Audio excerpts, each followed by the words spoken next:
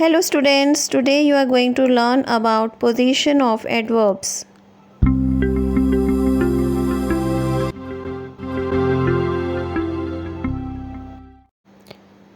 Adverbs are placed. अभी मैं आपको बताऊंगी कि एडवर्ब्स को हम कहाँ कहाँ पर रखते हैं सेंटेंसेस में। फर्स्ट पॉइंट है before an adjective and adverb it qualifies.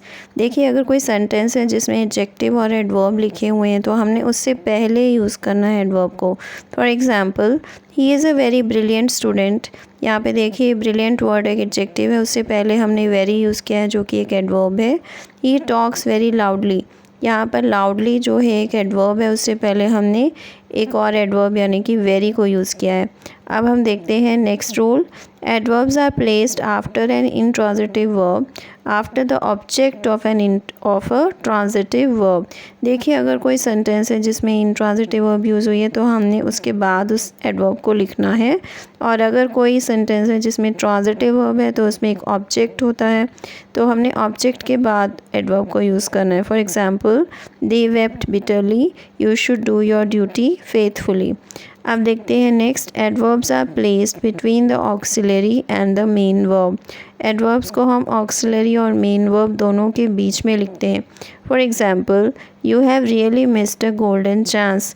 देखिए हैव और मिस्ड जो है, हैव जो है एक ऑक्सिलरी वर्ब है और मिस्ड जो एक मेन वर्ब है। इसके बीच में, इन दोनों के बीच में हमने रियली यूज़ किया है जो कि एक एडवर्ब है।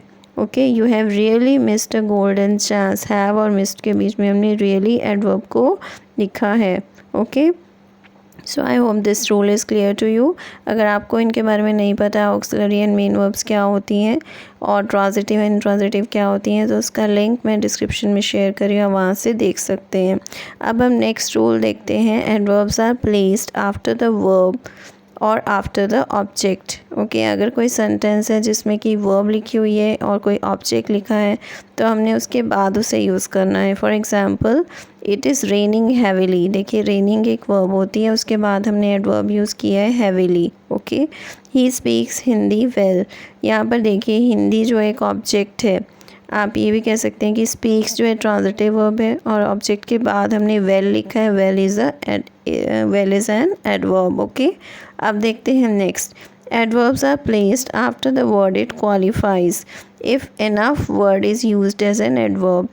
अगर आप इनफ को यूज़ कर रहे हो एज एन एडवर्ब तो वहाँ पर आप उसके बाद लिखोगे। फॉर एग्जांपल उस वर्ड के बाद लिखोगे जिसे आप क्वालिफाई कर रहे हो। For example he was bold enough to face the challenges. देखिए यहाँ पर बोल्ड वर्ड जो है एक एडजेक्टिव है, उसके बाद हमने एडवर्ब इनफ को लिखा है। ओके, अब हम देखते हैं next rule. Immediately before the word it qualifies if the adverb is only. Adverb को हम वर्ड से बिल्कुल पहले, उस वर्ड से बिल्कुल पहले लिखेंगे, ठीक है, अगर वो एडवर्ब है ओनली। अगर आप ओनली को यूज़ कर रहे हो तो आपने उसे ध्यान से यूज़ करना है। For example I gave him only 5 rupees. इस सेंटेंस का मीनिंग ये है कि मैंने उसे सिर्फ 5 रुपये दिए थे। Only I gave him 5 rupees, यहाँ पर क्या मीनिंग हुआ? सिर्फ मैंने उसे 5 रुपीज़ दिए थे। ओके, तो दोनों सेंटेंसेस का मीनिंग डिफरेंट है। आपने ओनली वर्ड को बहुत ही ध्यान से यूज़ करना होता है। इसके ऊपर मैंने ऑलरेडी एक वीडियो बनाया हुआ है, वहाँ से देख सकते हैं। Okay, so I hope this concept is clear to you. Thanks for watching, keep learning, see you in the next video. Please subscribe to my channel if you haven't done it yet. Thank you.